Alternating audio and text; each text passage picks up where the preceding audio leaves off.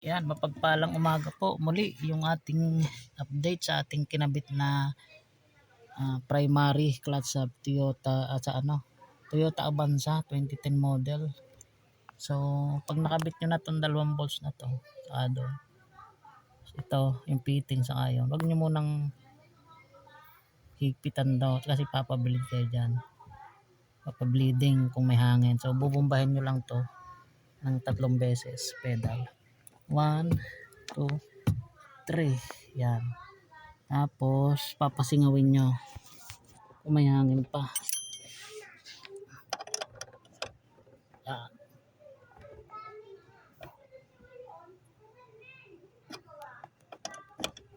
Yan. So, wala na siyang masyadong hangin.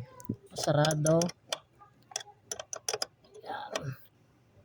Mas bomba uli.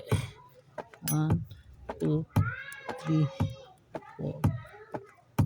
Pag naganit na siya, yan.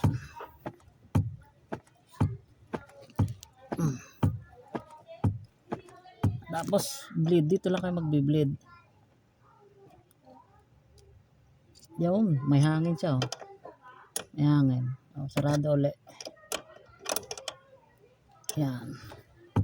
I-bleed nyo lang na i-bleed hanggang mawala yung hangin. Yan, ramdam nyo naman pagka yan, maganit na. Mag-bleed ulit. 3 pumps agad.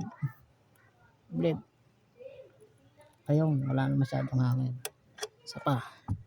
1, 2, 3. 1, 2, 3. Yan. Isa pa. Ayun, wala na siyang hangin mga bro. Wala na siyang hangin. Pagka ganun wala nang hangin, yun na higpitan yan. Yan, kaunting higpit lang. Ano lang pag-bleed. Kahit anong sasakyan. No need na mag-bleed sa ilalim. Sa secondary, sa ano lang. Pag dito kayo nagtanggal, dito kayo mag-bleed. Yan. Pag dito kayo nagtanggal, dito kayo mag-bleed. Kailangan punasan nyo na yung sabon dito. Kasi nangangalawang yan. Ano yung sabon mamaya. So yun lang. Ganyan lang pag nagbi-bleed ng primary. Kasi kinabit natin to, di ba may video tayo. Primary.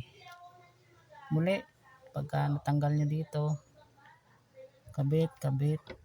Yung fittings, yung fluid, tapos yung doon. Yung pusurat, adjust nyo naman yan kung masyado mataas to. At ina-adjust nyo yan. Kung hindi kumagat, adjust nyo papasok.